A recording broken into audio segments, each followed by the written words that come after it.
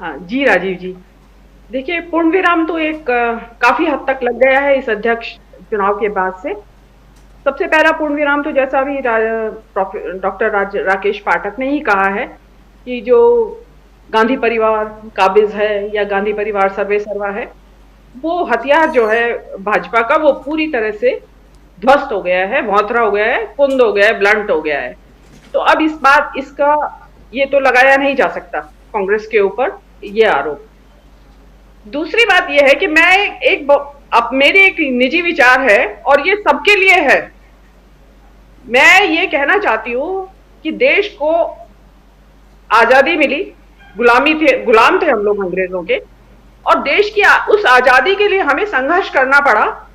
संघर्ष किया, हमारे पूर्वजों ने संघर्ष किया। उन्होंने, जिसमें कि कांग्रेस पार्टी एक अकेली ऐसी पार्टी, आज वो पार्टी है, उस टाइम एक संगठन था साधारण, तो जिसने कि देश की आजादी के लिए जी जान लगाया। उसके नेताओं ने लाठियां खाई, जेल में गए, फांसी चढ़े, मतलब क्या क्या नहीं सहा। जुल्म जो जो कुछ एक विदेशी सत्ता कर सकती थी, एक कॉलोनियल पावर कर सकती थी, वो सब उनके ऊपर हुए और देश अंत में आजाद हुआ। आजादी के बाद इस कृतज्ञ राष्ट्र ने उन आजादी वाले सेनानियों को सबसे पहले तो स्वतंत्र का दर्जा दिया, और उस सेनानी का दर्जा देने के साथ साथ उनको विशेष प्रकार के मान दिए गए, विशेष प्रकार की रियायतें दी गई, विशेष प्रकार की सुविधाएं दी गई, क्योंकि इससे बेहतर तरीके से राष्ट्र अपनी कृतज्ञता उनके प्रति जाहिर नहीं कर सकता था। तो अब कहना है, अब मैं अपने मुद्दे पे आ रही हूँ कि ये जो जी। परिवार है, जिसे कि नेहरू गांधी परिवार कहा जाता है, इस सो की ये चौथी या पांचवी पीढ़ी है जो इस टाइम राष्ट्र की सेवा में रत है। और राष्ट्र के बलिदान मेरे ख्याल से कोई नहीं है। इस परिवार ने मोतीलाल नेहरू से लेके और जवाहरलाल नेहरू तक तो स्वतंत्रता संग्राम के, और इंदिरा गांधी भी वानर सेना के तौर पे उन्होंने स्वतंत्रता संग्राम में अपनी पूरी भुलाई। उन्होंने न केवल भूमिका निभाई, जेलों में गए, कि जो भी सत्याग्रह संघर्ष उन्होंने किए वो उन्होंने किए। उन्होंने न केवल इतना किया, आजादी के बाद उन्होंने अपनी संपत्ति तक दान कर दी। कितनी संपत्तियां आपको मालूम ही है, इलाहाबाद में किस किस का नाम गिना है, उन्होंने अपनी संपत्तियां दान कर दी।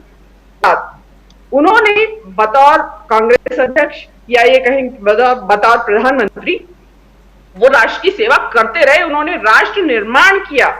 नेहरू के राष्ट्र जो योगदान है वो भुलाया नहीं जा सकता। आज आप कुछ भी कह दें, तो मेरा ये कहना है कि जिस परिवार ने इतना बलिदान दिया, तो क्या हम उनको इतना भी सम्मान नहीं दे सकते?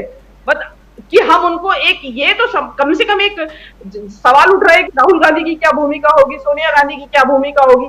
मैं कहती हूँ उनकी भूमिका एक मानद भूमिका भी तो हो सकती है।